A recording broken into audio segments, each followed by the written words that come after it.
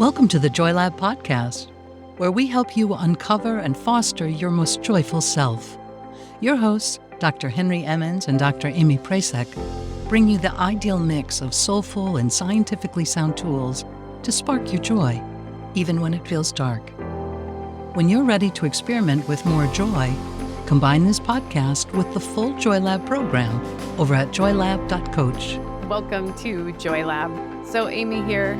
I am here to introduce this next lesson of our Podcourse. If you have no idea what I'm talking about, you can head to the show notes, scroll down a bit, the Podcourse page. You can find all the episodes for this entire Podcourse series right there on that page. So in this lesson, Henry's really diving into the trickiness of our minds, how convincing our thoughts can be. Henry will touch on this, and then we'll transition us into emotions, where we'll spend some time in the next several episodes. We'll also have some meditations available for you, same format that we've done in the last couple, where there's a lesson and then the next episode will be a meditation.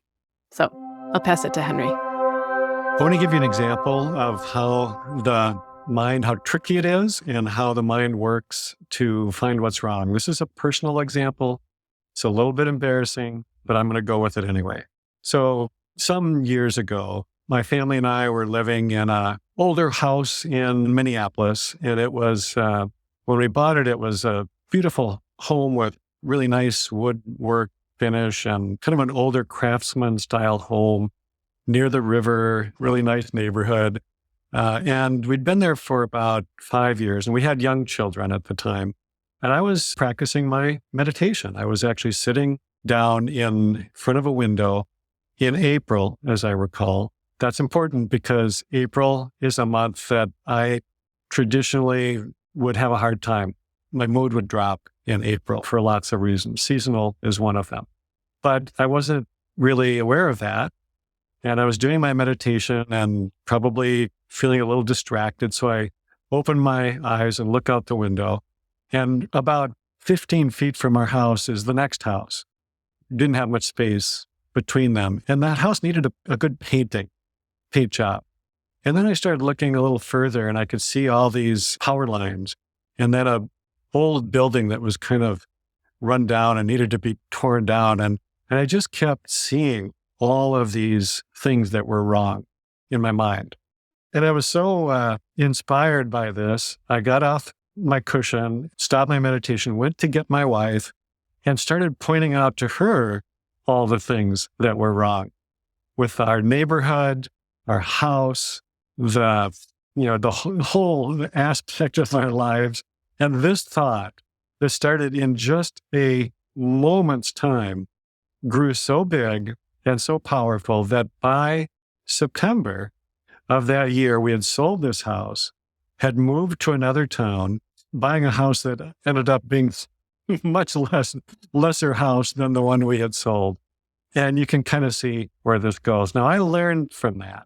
I learned a lot from that. So it's not that that story has a bad ending, but it created a lot of unnecessary turmoil, unnecessary suffering, a lot of things that I could have avoided if I had been more aware of my own internal state and how the mind just starts searching for things that are wrong and then how we tend to go with them. And what we're wanting to do is simply to develop the capacity to see ourselves as thinkers, to realize that much of what we are creating throughout the day that we believe to be true is just something the mind is making up. It is only a thought. It only has power over us if we give it that power.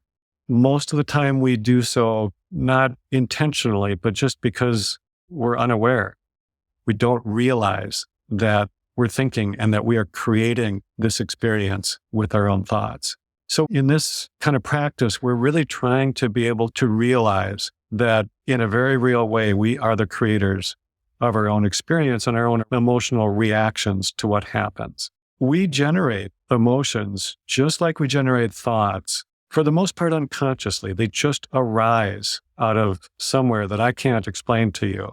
And if you don't attach to them, then they will just recede into somewhere that I can't explain to you. It's just the nature of the mind. It is constantly producing thoughts and producing emotions that mean little to nothing unless we give them meaning.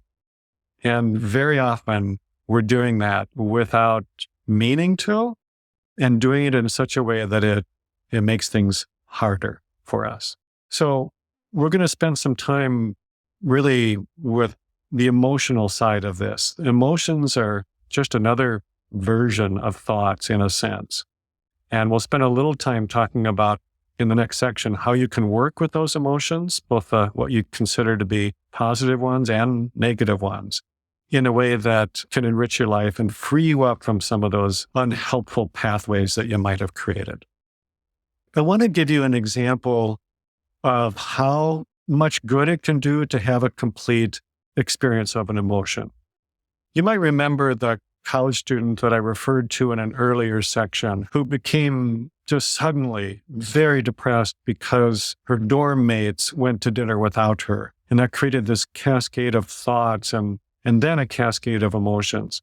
So she did come in to see me. And when we realized that this is what triggered this, I suggested that she take a little time to really feel the emotions that she was feeling deeply.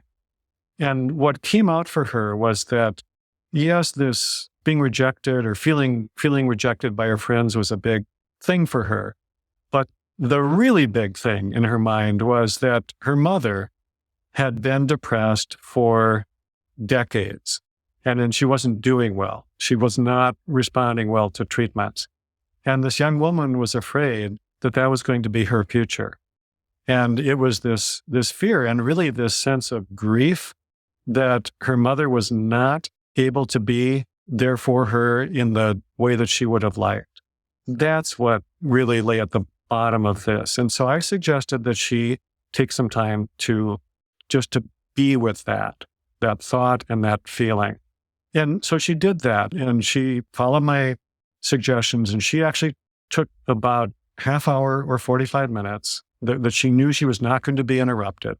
She did a meditation much like the one that you can do that's offered here. And then I suggested she have a diary or a journal that she could turn to write if she felt inspired to do that. And so she did that. And she first sat with the emotion, let it be there, let it arise, and let it be strong. And then she took some time to write everything that she could think to say about that particular feeling. And then she went back to the meditation for a bit. And I would encourage you to do that. If there's something that seems to have a really strong hold on you, an emotion that you just can't seem to let flow on through, if you want to keep working with it and keep allowing it to draw you deeper to the point that you can really completely experience it so that it can move on and move out from your life. Thank you for listening to the Joy Lab podcast. If you enjoyed today's show, visit joylab.coach to learn more about the full Joy Lab program. Be sure to rate and review us wherever you listen to your favorite podcasts. Please remember that this content is for informational and educational purposes only. It is not intended to provide medical advice and is not a replacement for advice and treatment from a medical professional. Please consult your doctor or other qualified health professional before beginning any diet change, supplement, or lifestyle program. Please see our terms for more information.